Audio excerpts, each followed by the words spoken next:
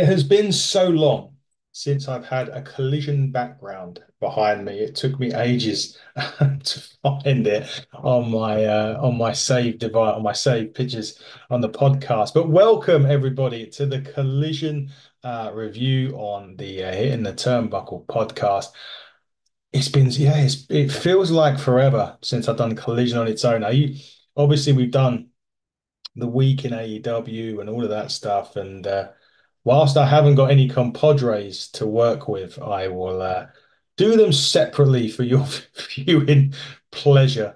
If you want to call it pleasure, that's up to you. But we'll call it viewing pleasure. Now, this was a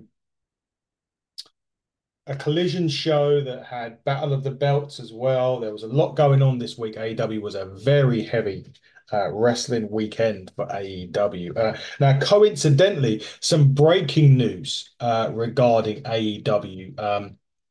It actually broke last night at Revolution Pro Wrestling at the end of MJF's match against Dijak. The screen went black and it returned with the All-American title in the picture, and Maxwell Jacob Friedman appeared on the Tron, and he has challenged Michael Oku from the Revolution Pro champion, the man who beat Will Ospreay at high stakes. He has challenged him August the 11th at York Hall, Bethnal Green for the AEW All-American Championship. Michael Oku, MJF, 11th of August, Revolution Pro Wrestling. Get your tickets when they go on sale. If they're not already on sale, go to Revolution Pro Wrestling and get those tickets because you're going to witness something very, very special. And hopefully, MJF's mouth will be shut by the master of the half crab,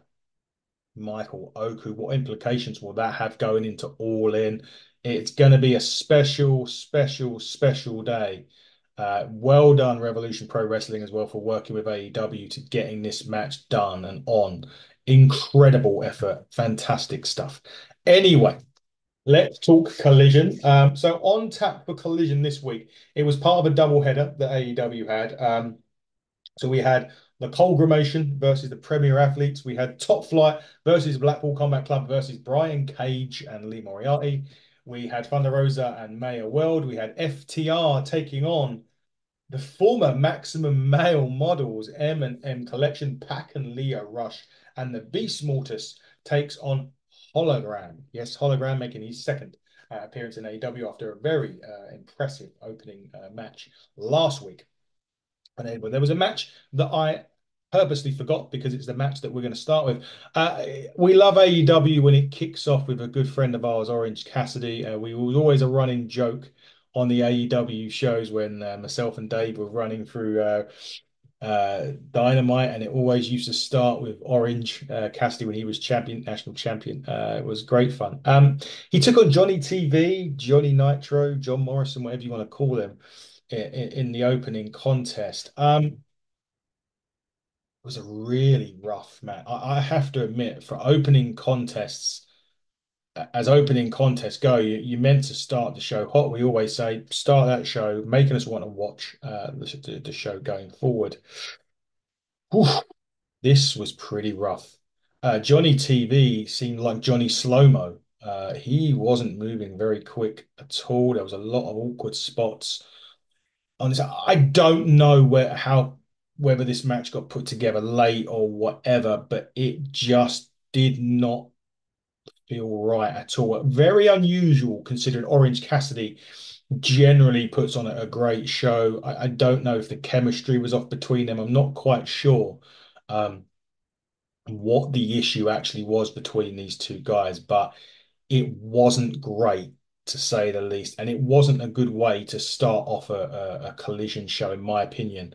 Always good to see Orange Cassidy in the ring doing his stuff, but yeah, that was pretty rough. A pretty rough way to start a show, unfortunately.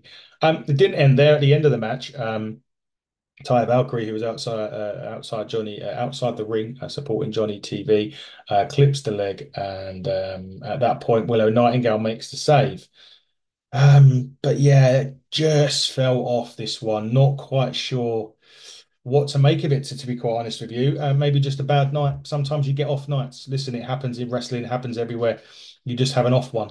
And perhaps that was an off one for them. So I can really suggest on that because they're two very, very good wrestlers. Sometimes, the chemistry just isn't there. Sometimes it just doesn't work between two wrestlers. I get that. And may well be that was just the case, or it may have been booked late. I don't know. But it didn't feel great, to say the least. But nevertheless, look, that is what it is. Interestingly enough, we cut backstage the Bang Bang Gang, and they're upset with the Patriarchy Christian Cage's group. Now, obviously, they lost the titles. The Ring of Honor titles were vacated as well. More on that, about on the belts review, which will be coming up very, very soon on the channel. But they basically saying that the Saturday nights are the Bang Bangs nights and they want to basically have a match with the Patriarchy. I'm sure that will happen going forward somewhere down the line. With the Bang Bang Gang, though, I suppose with Jay White and co, once Jay White's back properly, I really want to see him get pushed properly as a single. Has to be. You know, it works with Juice and the Guns. That works fine. But when you've got a star in that group like Jay White, and unless I know maybe injured at the minute, but we need to see more of Jay White on his own as a single because he's far better than that. And listen, AEW know that. They're not stupid. They know exactly what to do with it, and I'm sure they will once he's back and fully fit and ready to go again. We'll see the real Switchblade Jay White. At least I hope so. Anyway, another match was on Blackpool Combat Club versus Top Flight and Lee Moriarty. Sorry, versus Brian Cage, Lee Moriarty, and Top Flight. Now, Moxley. So, a bit of news about John Moxley. He's been given some time off. Now, if you remember, way back now, a few years ago, Moxley was due to take 6 weeks off television. They were going to obviously let it run with Punk. We all know what happened there. And he ended up not having the time away that he actually needed or wanted, really, shall we say. But it's nice to see that he's finally getting the match that we're finally getting the time away that he needs. And much good time to heal. It's nice. He's been the forefront of AEW for so, so long. And it is very very good to see that John Moxley's taking some well-deserved break.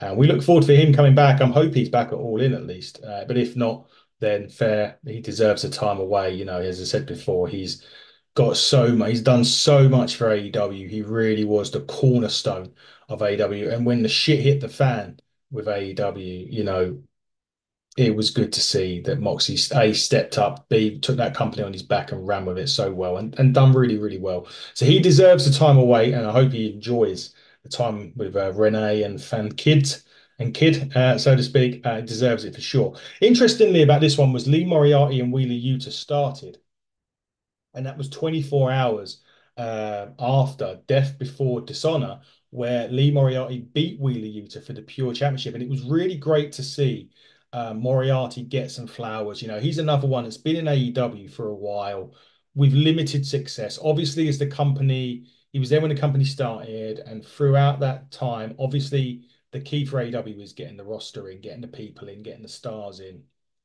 and building the brand. And Lee Moriarty, I didn't say he was forgotten, but he was always like on a dark or an elevation. You may see him on Rampage every now and again. But it was really good to see Moriarty get his flowers, get that championship off of Wheeler, the Ring of Honor Pure Championship. And hopefully that's a sign of things to come because Lee Moriarty is exceptionally talented in the ring. So congratulations to Lee Moriarty for that anyway. But that was interesting that those two started the match. Really fine tag scramble here on this one. Yuta did get the victory with the seat belt for the Blackpool Combat Club. As I said, it was a fine tag scramble. It was great to see the Blackpool Combat Club maintaining the dominance that faction has all the way through since it started. It's always been that BCC domination, which is really, really good. I've really enjoyed the Blackpool Combat Club as a team and a unit. Wheeler getting the win does obviously set up that rubber match with Moriarty at some point. I would like to think Moriarty gets a bit of a run as champion, to be quite honest with you. I think that's well overdue. The Ring of Honor champ, the Pure Championship is a great way to start with a young, talented gun like Moriarty. And hopefully that's the sign of things to come as you know we move into the future time, and maybe Lee Moriarty can be challenging for the AEW gold. But I think it may have even been Tony Khan was saying about now starting people, starting these younger guns on Ring of Honor, getting in the titles, seeing how they do as champion in those divisions, and even perhaps rebranding Ring of Honor, because the news obviously, and I think I touched on this on the Dynamite review, was that the negotiations, TV negotiations between AEW and Warner Brothers Discovery were nearing the end, and Tony Khan was potentially saying that there could be a rebrand into Ring of Honor at AEW Ring of Honor, and that could get a TV show or a slot on Warner Brothers TV, which would mean that we would be reviewing that show as well. It's another review for us to do. It's not a problem, but that would be really, really good. I feel as if the problem with Ring of Honor is because it's on the Ring of Honor TV. I think it is. It's very difficult to be watching that week in, week out when it's not readily available to you. With the NWA, we have to get a VPN to do so. So yeah, it would be great if it was on weekly television. Hopefully, they get it over here on ITV4, and then we can watch it week in, week out, and review it week in, week out, like we do everything else. But anyway, Blackpool Combat Club pick up the victory in a very good scramble match. Liked it. Always good to see. AEW do tag team matches well, to be fair. Um, if you ever get to see anyone do a promo on AEW, make it Mark Briscoe. Right now, he is the promo machine. He's introducing his newest member of the Congregation, or whatever they call it, Conglomeration, which was his young son, who is nicely named Jay Briscoe, obviously after his brother. He told Carl O'Reilly at one point to hold his baby, which was the Ring of Honor World Heavyweight Championship, which he successfully defended against Roderick Strong at Death Before Dishonor. Go out your way to watch that if you haven't done already. It is a great match, Jesus. Anyway, and O'Reilly, when he's got the Ring of Honor World Championship, it's so funny. He's throwing it up and down like you would a baby when a baby, when you used to throw catching it. It was just. And then you got Ishii one side, and he's just standing there all serious.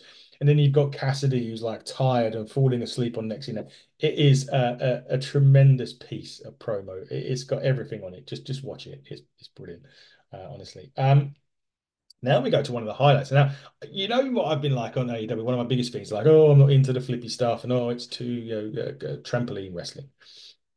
And yeah, this is what this was. But do you know what? Hologram and the Beast Mortos.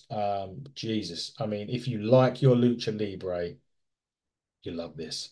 Storyline wise, not a lot. I think this was just purely to get over Hologram and build him up into a star.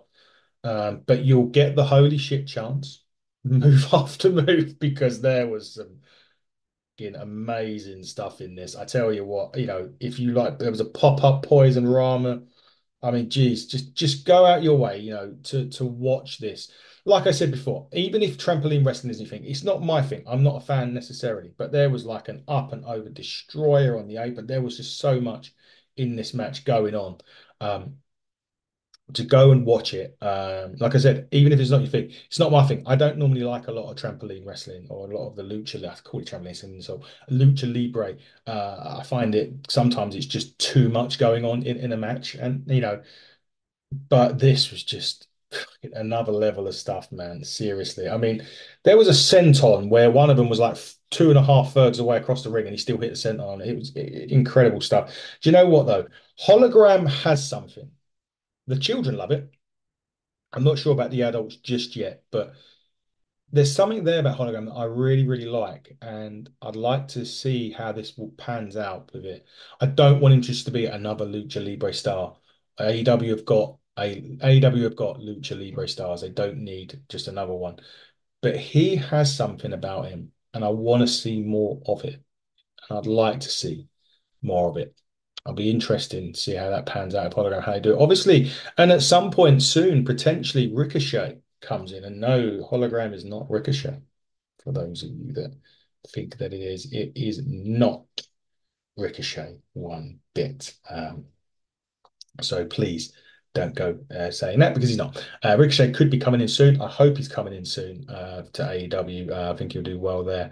for sure. But Hologram is something special about him, and if they do it right, you know, who knows where they could go. But I just hope he's not going to be just another lucha libre act that AEW put on. But we will see. But go out your way, watch that match if you, like I said, not a lot of storyline involvement, lots of holy shit chants, lots of batshit crazy moves. Just go and watch it and see what you think of it. I thought, Jesus, one of those matches where I'd normally roll my eyes up at it a lot of the time, but I was just like, wow. I mean, skill, an incredible moveset, and just to make the crowd get off their feet, having him, what they should have done, and again, it's kind of easy to say it now because it's happened rather than, is they should have put that match on first. Because if I had watched that match first instead of watched that whatever you call the Johnny TB Orange Cassidy match at the start, I'd have been more invested.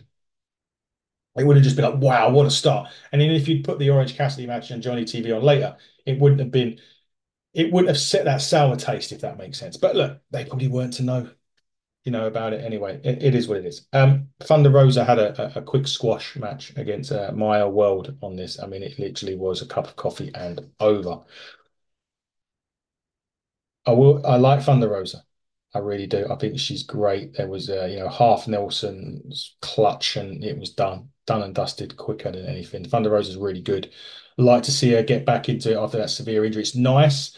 I know she's been embedded in the feud with Deonna Purrazzo and they had quite a few violent matches. But what I do like about this is that um, AEW are taking their time with Thunder Rosa. It's a slow build with her. Don't know where it's going, but it's great because it is a slower build. There's not too much going on. It's kind of like steady, steady, steady, and perhaps that gets to the elevation. Who knows? The elevation to back into title hunt. Who knows? But it's nice to see that they're taking their time. But she had that serious back injury, and they're just putting her through the paces, so to speak. And I think that's really good, actually, of AEW, just to take that time with a bit of talent. Moving on. Now, this week on Dynamite, Will Ospreay will take on Lance Archer. Now, I believe they've had 4 or 5 matches. I think Ospreay's up 3-2, I believe, in those matches that they've done over the course of time. Lance Archer this week, I don't even know who he was facing. He was literally carrying the guy down the ringside. He's just destroying everybody. He's great. Lance Archer's just going crazy. Has a match on Rampage that you need to, you just crack up about.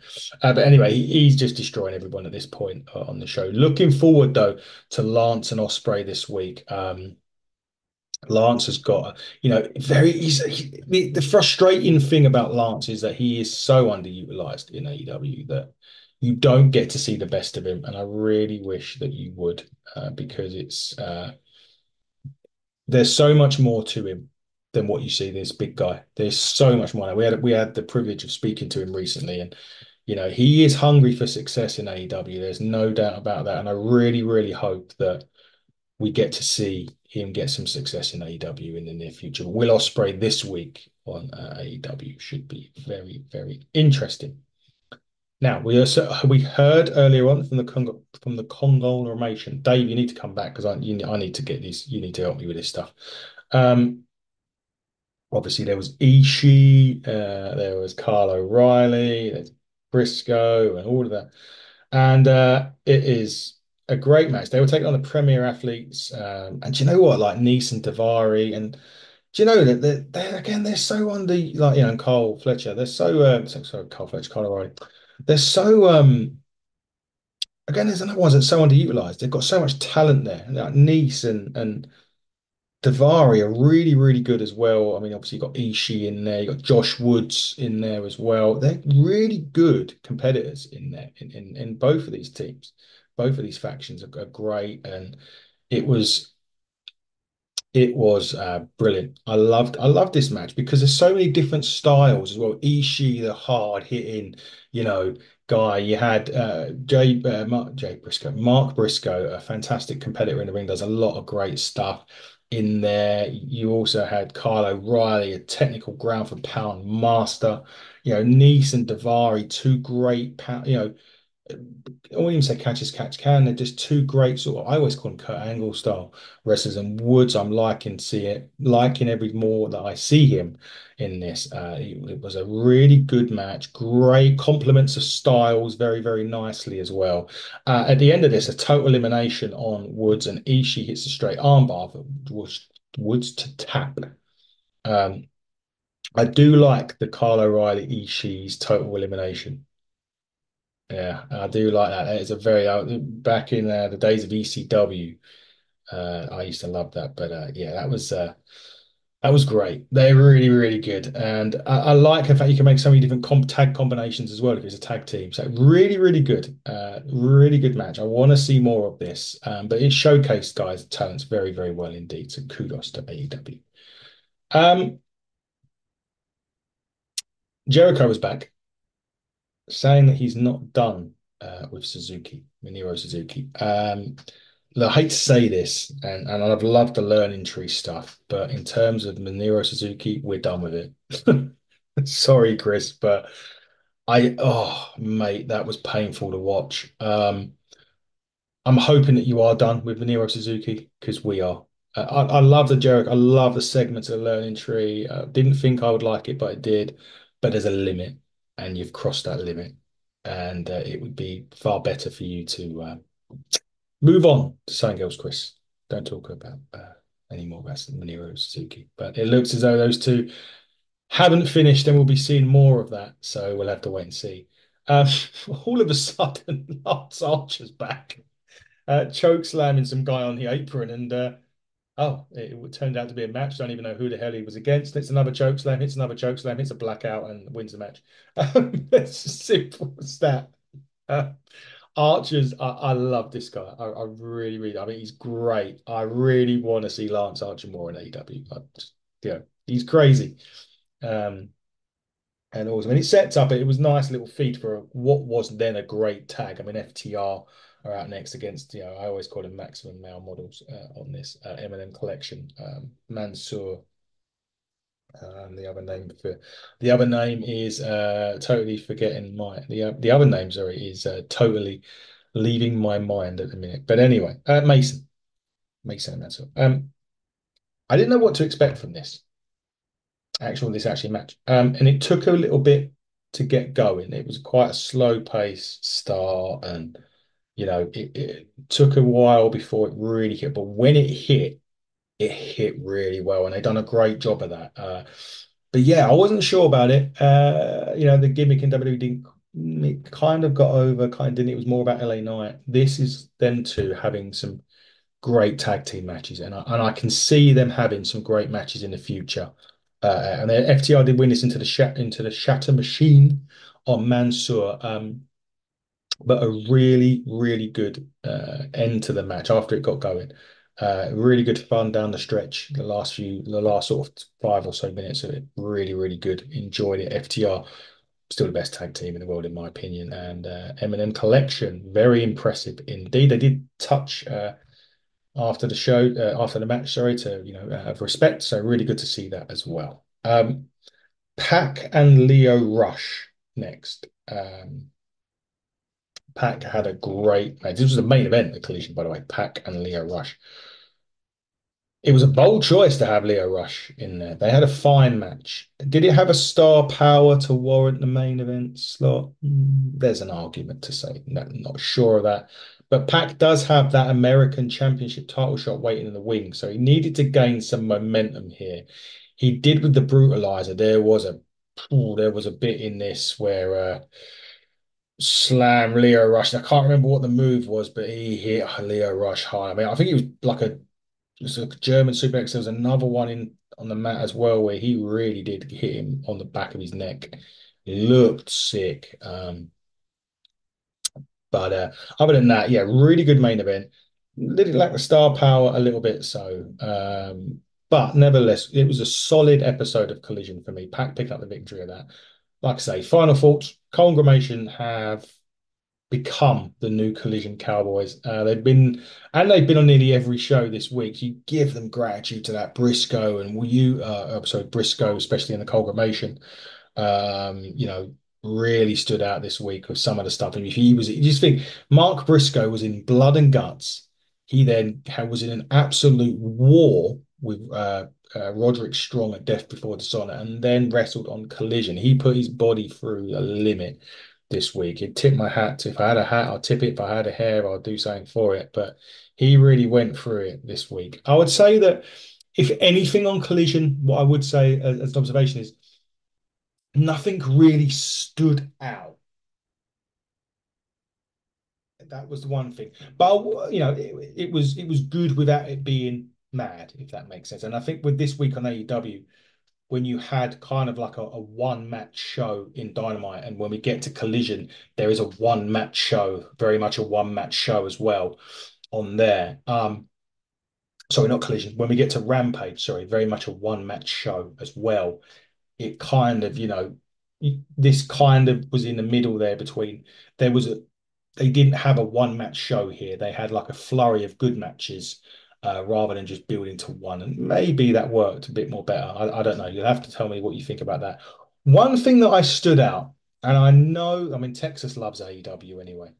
So regardless of that, Texas absolutely loves AEW, and I'm glad to see that. The one thing that stands out, and it's the one thing that they do get a bit of stick for as well, is there was only 1,000 people there, and there was, but it was a smaller venue of about 1,000 people, so it's technically a sellout. It works well for Collision, I think, and you can take the mick out it. You can say whatever you want. If it works, they need to stick at it. And it definitely worked for AEW having just like 1,200 people or so in there. It made a lot more better atmosphere. Stage was nice. The arena looked good. So I'm thinking more of that for AEW than try and do something mad and then make it and have it look bad because it's half taped off and then you just get the trolls. So more of that, please, AEW. That was Collision. We've got two more yet. We've got Rampage. We've got Battle of the Belts. They're going to be two really quick podcasts because, quite frankly, they're small, quick time shows. But just keep it on it. It's going to be dropping today, like three other podcasts are going to be dropped. So it's going to be podcast heavy day on the Hitting the Turnbuckle channel. So just keep it locked on HDVD Buckle on Twitter and Hitting the Turnbuckle podcast on all other social media outlets. We'll be back with some more very soon. Buckle down.